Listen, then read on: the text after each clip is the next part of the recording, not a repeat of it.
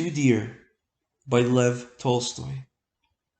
Near the borders of France and Italy, on the shore of the Mediterranean Sea, lies a tiny little kingdom called Monaco. Many a small country town can boast more inhabitants than this kingdom, for there are only about 7,000 of them all told, and if all the land in the kingdom were divided, there would not be an acre for each inhabitant. But in this toy kingdom there is a real kinglet, and he has a palace, and courtiers, and ministers, and a bishop, and generals, and an army. It is not a large army, only 60 men in all, but still it is an army. There were also taxes in this kingdom as elsewhere, a tax on tobacco, and on wine, and spirits, and a poll tax. But though the people there drank and smoked as people do in other countries, there are so few of them that the king would have been hard put to it to feed his courtiers and officials and to keep himself, if he had not found a new and special source of revenue. This special revenue came from a gaming house where people play roulette. People play, and whether they win or lose, the keeper always gets a percentage on the turnover, and out of his profits he pays a large sum to the king. The reason he pays so much is that it is the only gambling establishment left in Europe. Some of the little German sovereigns used to keep gaming houses of the same kind, but some years ago they were forbidden to do so.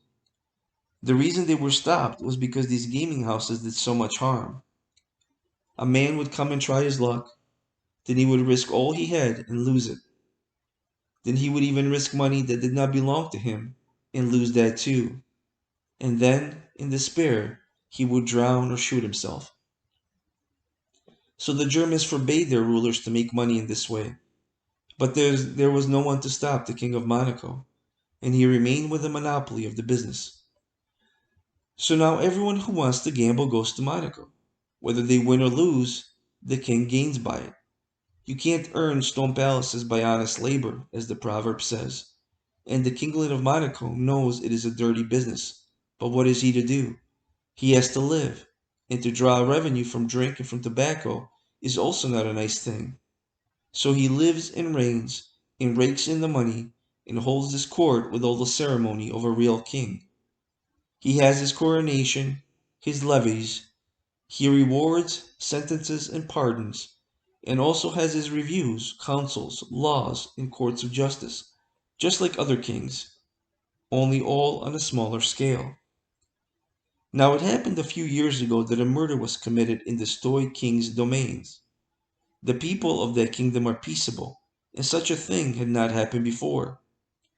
The judges assembled with much ceremony, and tried the case in the most judicial manner.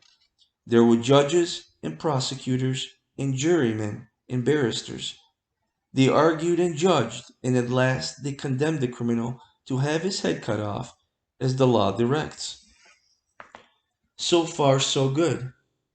Next, they submitted the sentence to the king. The king read the sentence and confirmed it. If the fellow must be executed, execute him. There was only one hitch in the matter, and that was that they had neither a guillotine for cutting heads off, nor an executioner. The ministers considered the matter and decided to address an inquiry to the French government, asking whether the French could not lend them a machine and an expert to cut off the criminal's head, and if so, would the French kindly inform them what the cost would be. The letter was sent. A week later the reply came. A machine and an expert could be supplied, and the cost would be 16,000 francs. This was laid before the king. He thought it over. 16,000 francs. The wretch is not worth the money, said he. Can it be done somehow cheaper?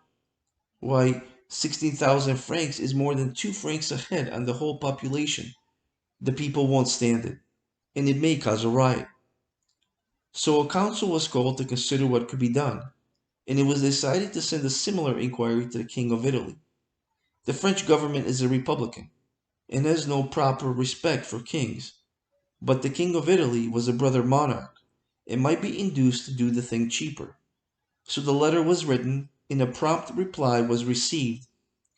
The Italian government wrote that they would have pleasure in supplying both a machine and an expert, and the whole cost would be 12,000 francs, including traveling expenses.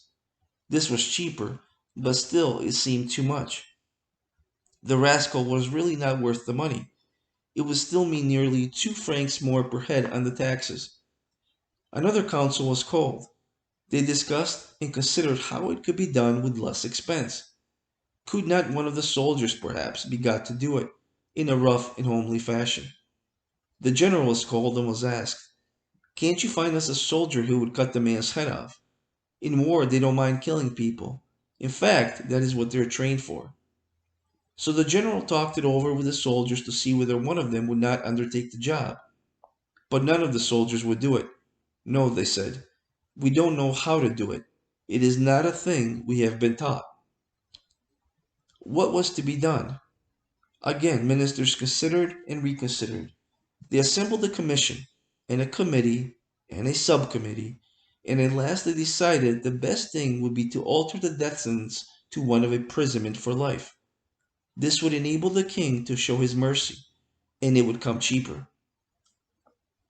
The king agreed to this, and so the matter was arranged. The only hitch now was that there was no suitable prison for a man sentenced for life.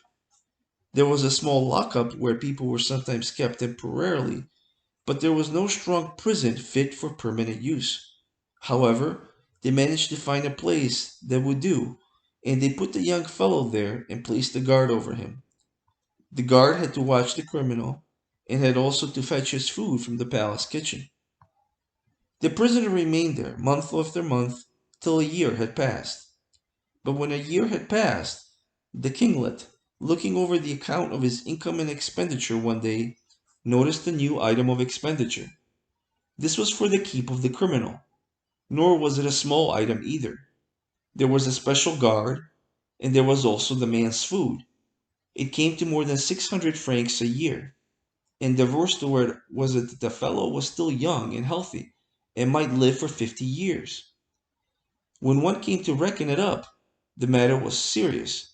It would never do. So the king summoned his ministers and said to them, "You must find some cheaper way of dealing with this rascal. The present plan is too expensive." And the ministers met and considered and reconsidered, till one of them said, "Gentlemen, in my opinion, we must dismiss the guard." "But then," rejoined another minister, "the fellow will run away." "Well," said the first speaker, "let him run away, and be hanged to him." So they reported the result of their deliberations to the kinglet, and he agreed with them. The guard was dismissed, and they waited to see what would happen. All that happened was that at dinner time the criminal came out, and not finding his guard, he went to the king's kitchen to fetch his own dinner. He took what was given to him, returned to prison, shut the door on himself, and stayed inside. Next day the same thing occurred. He went for his food at the proper time, but as for running away, he did not show the least sign of it. What was to be done? They considered the matter again.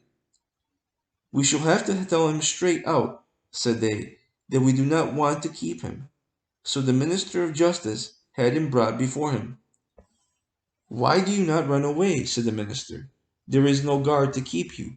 You can go where you like, and the king will not mind." "I dare say the king would not mind," replied the man, "but I have nowhere to go. What can I do?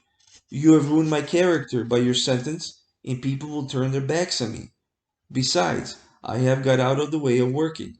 You have treated me badly. It is not fair. In the first place, when once you sentenced me to death, you ought to have executed me. But you did not do it. That's one thing. I did not complain about that. Then you sentenced me to imprisonment for life, and put a guard to bring me my food. But after a time you took him away again, and I had to fetch my own food. Again, I did not complain. But now you actually want me to go away.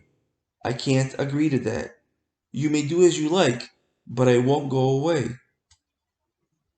What was to be done? Once more the council was summoned. What course could they adopt? The man would not go. They reflected and considered. The only way to get rid of him was to offer him a pension. And so they reported to the king. There is nothing else for it, said they.